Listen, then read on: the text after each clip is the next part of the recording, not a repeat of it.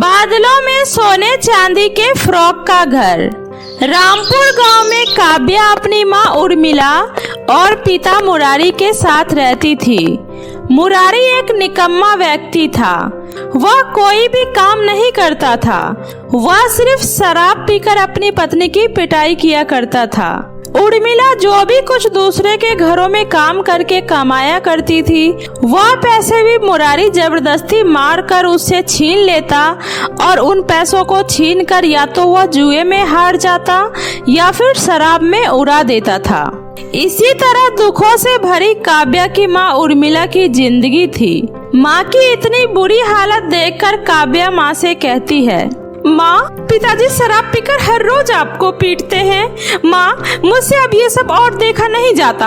आप इतनी मेहनत करके पैसा कमाती हैं और वो पैसे भी पिताजी आपसे छीन लेते हैं। माँ, आखिर ऐसा कब तक चलता रहेगा? अब मैं बड़ी हो गई हूँ और मैं भी माँ की लड़कियों की तरह पढ़ना चाहती हूँ, लेकिन घर के इस माहौल में मैं कैसे पढ़ पाऊंगी? हाँ बेटी, मैं भी यही चाहती हूँ कि तुम पढ़ लिख कर अपने पैरों पर खड़ी हो जाओ, लेकिन तुम्हारे पिताजी तो मेरे पास एक भी रुपया ही नहीं छोड़ते। वो तो मेरी मालकिन के घर से हमें खाने के लिए मिल जाता है, वरना हम तो भूखे ही मर जाए। आज मुझे मेरी पगार मिली है, लेकिन तुम्हारे पिताजी को जैसे ही पता चलेगा वो मुझसे ये भी छीन लेंगे। माँ, आखिर आप कब तक ये अत्याचार सहती रहोगी? जमाना बदल चुका है माँ। मेरी मानो तो हमें यह घर और पिताजी दोनों को छोड़ देना चाहिए। आखिर इस घर से हमें गाली और मार के सिवा मिलता ही क्या है? रही बात सिर छुपाने की, तो वो हम झोपड़ी में भी छुपा सकते हैं। कम से कम वहाँ हमें पिताजी के अत्याचार से तो छुटकारा मिल जाएगा। हाँ बेटी, तू बिल्कुल ठीक कह रही है। बहुत हो गया। अब मुझे इस शराबी इंसान को छोड़ देने में ही हम दोनों की भलाई है। आखिर कब तक मैं इसका जुल्म सहती रहूंगी? तो बिल्कुल ठीक कह रही है। हम आज ही इस घर को छोड़कर किसी झोपड़ी में रहने लगेंगे। दोनों माँ बेटी ये बातें कर ही रही थी कि तभी मुरारी नशे में झूलता हुआ घर आता है और उर्मिला से कहता है, चल जल्दी से पगार के पैसे निकाल। मुझे सब पता चल गया है। आज तुझे पैसे मिले हैं ना? पैसे जल्दी दे, मुझे शराब पीने जाना है। नहीं नहीं, आज मैं आपको एक भी रुपया नहीं दूंगी। चाहे आप मुझे कितना भी मार लीजिए, मैं आपको एक फूटी कौड़ी भी नहीं देने वाली हूँ।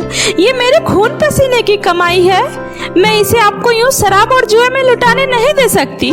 चले जाओ यहाँ से। आज मैं आपको एक पैसा नहीं दूंगी। अच्छा, आज तो तेरी बहुत जुबान चल रही है। कल की पिटाई तुझे याद नहीं है क्या? अभी रुक जा हरामजादी। इतना बोलकर मुरारी उर्मिला की खूब पिटाई करने लगता है और काव्या बेचारी एक कोने में खड़ी होकर अपनी माँ को पीटते हुए देखती रहती है और रोती रहती है। मुरारी उर्मिला को खूब मारता है और फिर वह उसे वहीं अधमरा छोड़कर बाहर चला जाता है। तभी काव्या अपनी माँ को उठाती है और उससे रोते हुए कहती है, माँ, चलो उठो। अभी पिताजी बाहर गए हैं। इससे पहले पिताजी वापस घर आए, हमें इस घर से चले जाना चाहिए, वरना वो हमें यहाँ से जीते जी कहीं जाने नहीं देंगे। चलो माँ। और फिर उर्मिला अपनी बेटी के साथ अपना घर सदा के लिए छोड़कर हमेशा हमेशा के लिए वहाँ से चल देती है। चलते चलते वे लोग बहुत दूर निकल जाते हैं। तभी उसे एक झोपड़ी दिखाई देती है। काव्या झोपड़ी के अंदर जाकर देखती है तो वहाँ कोई नहीं होता है और फिर काव्या और उसकी माँ उस झोपड़ी में रहने लगते हैं।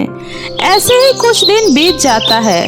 उर्मिला मजदूरी करने जाया करती थी और उसी से किसी तरह से उनके घर का गुजारा शांतिपूर्वक तरीके से हो रहा था। वे दोनों एक दूसरे के साथ बहुत खुश थे। एक दिन उर्मिला कहती है, काव्या बेटी, तुम्हारे एक फैसले की वजह से आज हमारी जिंदगी कितनी खुशहाल हो गई है। आज हम बहुत ही अच्छे से अपनी जिंदगी बिता पा रहे हैं। और हाँ, तुम्हारा बचपन से ही पढ़ने का सपना था ना, तो मैंने तुम्हारा एडमिशन पास के ही एक स्कूल में करा दिया है। अब तुम पढ़ने जा सकती हो। माँ, ये तो बहुत ही अच्छी बात है। अब से मैं भी स्कूल जा सकती हूँ। माँ, आप थक गई होंगी। माँ, मैं अभी आपके लिए खाना लेकर आती हूँ।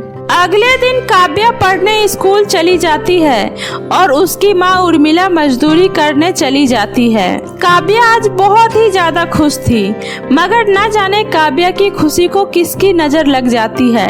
शाम को उर्मिला जब काम करके घर आ रही थी, तभी रास्ते में उसका एक्सीडेंट हो जाता है। गांव के कुछ लोग उसे उठाकर हॉस्पिटल पहुंचा देते हैं। काव्या को जब इस बात का पता चलता है तो वह भागी भागी अपनी माँ से मिलने हॉस्पिटल आती है। वहाँ उसे पता चलता है कि एक्सीडेंट के दौरान उसकी माँ के दोनों पैर कट चुके हैं, अब वह कभी चल नहीं सकती। यह सुनकर काव्या रोते हुए अपनी माँ से कहती है, माँ, आपके साथ ये क्या अनर्थ हो गया? अब आप कैसे चलोगी माँ? मगर माँ, आप चिंता मत करो, मैं हूँ ना, मैं आपकी खूब सेवा करूँगी। माँ, मैं आपको कभी किसी चीज की कोई कमी महसूस नहीं होने दूंगी। माँ, मुझे माफ कर दे बेटा, अब मैं तेरी कोई मदद नहीं कर सकती। भगवान ने मुझे अपाहिज बना दिया, अब घर का खर्चा और तेरे स्कूल का खर्चा कैसे चलेगा? माँ, आप परेशान मत हो, अब आपकी ये बेटी बड़ी हो चुकी है, मैं अब अपना और अपनी माँ दोनों का ख्याल अच्छी तरीके से रख सकती हूँ। माँ, आपको पता है ना, मैंने गांव में अनुराधा काकी से सिलाई का काम सीखा था और मुझे अच्छे से सिलाई करना आता है। अब मैं सिलाई का काम स्टार्ट करूँगी और उसी से अपने घर का गुजारा चलाऊंगी। अब बस मुझे एक सिलाई मशीन की जरूरत है। काव्या बेटा, मेरे पास मेरी माँ की दी हुई एक आखिरी निशानी मेरी पायल बची हुई है, तुम उसे ही बेचकर अपना सिलाई मशीन खरीद लेना, क्योंकि अब वो पायल मेरे किसी काम की नहीं है। ऐसा बोलकर उर्मिला रोने लगती है। फिर अगले दिन काव्या अपनी माँ की पायल बेचकर अपने लिए एक सिलाई मशीन खरीद लेती है। काव्या स्कूल जाने के बाद अपनी कुछ सहेलियों से कहती है, राधा, रूपा, रागनी, तुम सबको पता है मुझे बहुत ही अच्छी सिलाई करनी आती है। अगर तुम में से किसी को भी कभी भी कोई नए कपड़े बनवाने हो तो मुझसे ही बनवाना। मुझे बहुत ही अच्छे लहंगे, फ्रॉक, गाउन सब कुछ बनाना आता है। सच में काव्या? अरे वाह, ये तो बहुत ही अच्छी बात है, तुम पढ़ाई के साथ साथ सिलाई में भी होशियार हो। काव्या, मेरी बहन की शादी आ रही है और मेरी बहन की शादी में सबको एक जैसा ही गाउन पहनना है। क्या तुम मेरे पूरे रिश्तेदार के लिए 50 एक जैसा गाउन तैयार कर सकती हो? क्यों नहीं काजल, तुम निश्चिंत रहो, मैं 10 दिनों के अंदर ही 50 गाउन सिल दूंगी। और देखना, गाउन को देखकर तुम्हारे सारे रिश्तेदार बहुत ही ज्यादा खुश हो जाएंगे। इतना बोलकर काव्या खुशी खुशी घर आ जाती है और अपनी माँ को गाउन के 50 ऑर्डर के बारे में बताती है। यह सुनकर उसकी माँ बहुत ही ज्यादा खुश होती है और कहती है, अरे वाह बेटा, यह तो बहुत ही खुशी की बात है, इतनी जल्दी ही तुम्हें इतना बड़ा ऑर्डर मिल गया, वरना मुझे तो लगा था कि हमें अब भूखे ही मरना पड़ेगा। लेकिन इस ऑर्डर से तुम अपना पढ़ाई आगे भी जारी रख सकती हो और घर का गुजारा भी अच्छे से हो जाएगा। काव्या अपनी माँ की बातें सुनकर बहुत ही ज्यादा खुश हो जाती है और खुशी खुशी गाउन सिलने में लग जाती है। काव्या सुबह में घर का सारा काम खत्म करके स्कूल जाती और स्कूल से आने के बाद गाउन सिलने में जुट जाती। ऐसे ही दिन बीत रहे थे। काव्या अपनी कड़ी मेहनत और लगन से 50 गाउन सिलकर तैयार कर देती है और अपनी माँ से कहती है, देखिए ना माँ, मैंने कितने अच्छे गाउन बनाए हैं। मैंने तो कभी नहीं सोचा था कि मैं इतने अच्छे गाउन भी बना सकती हूँ। यह देखकर तो सभी लोग बहुत ही ज्यादा खुश हो जाएंगे। काजल कह रही थी कि अगर उसे गाउन अच्छे लगे तो वो इसके हमें बहुत ही अच्छे खासे पैसे देगी और वो अपने मामा के शोरूम का सारा गाउन मुझसे ही बनवाएगी। अब देखती जाओ माँ, हम बहुत ही जल्दी इस झोपड़ी से एक अच्छे से मकान में रहने वाले हैं। काव्या अपनी माँ से यह सारी बातें कर ही रही थी कि तभी मुरारी उसे ढूंढते ढूंढते वहाँ आ जाता है और वहीं छुपकर उन दोनों माँ बेटी की बातें सुन लेता है। तभी मुरारी सोचता है, जैसा तुम सोच रही हो मैं ऐसा हरगिज नहीं होने दूंगा। अब बस देखती जाओ कैसे मैं इन गाउन को जलाकर राख करता हूँ। तुम लोग इतनी आसानी से मुझसे पीछा छुड़ाकर खुश नहीं रह सकते। ऐसा सोचकर मुरारी बहुत खुश होता है और रात होने का इंतजार करने लगता है। रात होते ही मुरारी काव्या के सारे गाउन जलाकर वहां से भाग जाता है। सुबह होने के बाद उर्मिला और काव्या सभी गाउन को जले हुए देखते हैं तो दोनों के पैरों के तले से जमीन खिसक जाती है। काव्या बहुत ही ज्यादा रोने लगती है और अपनी माँ से कहती है, माँ ये गाउन कैसे जल गए? आज तो काजल की बहन की शादी है। उसने मुझ पर बहुत ही ज्यादा भरोसा करके मुझे अपने घर से इतने सारे ऑर्डर दिलवाए थे। अगर मैंने उसे समय पे गाउन नहीं दिया तो मेरी कितनी बदनामी होगी और आज के बाद कोई भी मुझसे कपड़े नहीं सिलवाएगा। माँ ये सब क्या हो गया माँ?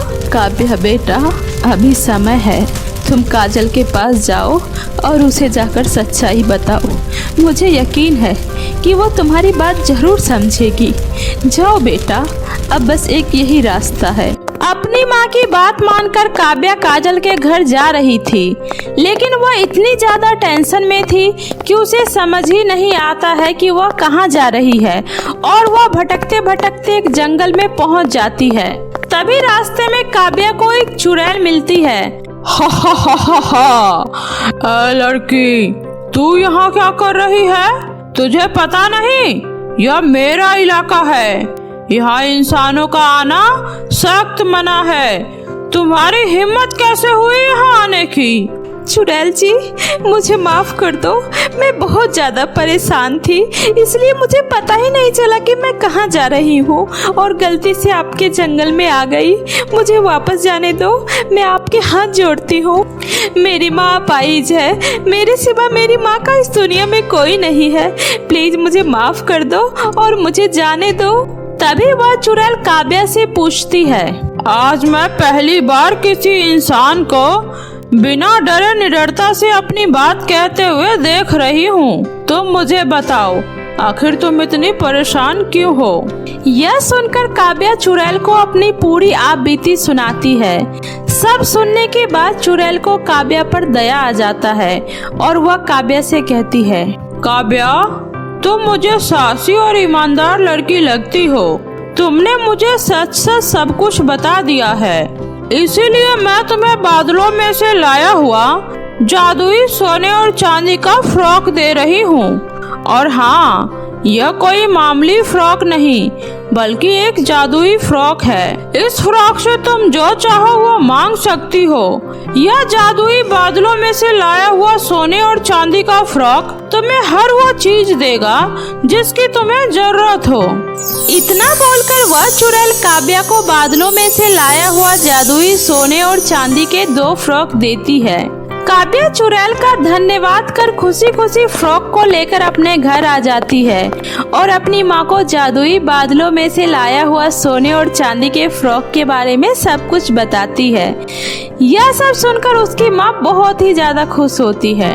काव्या सबसे पहले जादुई सोने के फ्रॉक से कहती है, हे जादुई सोने के फ्रॉक, मेरी माँ के पैर को ठीक कर दो।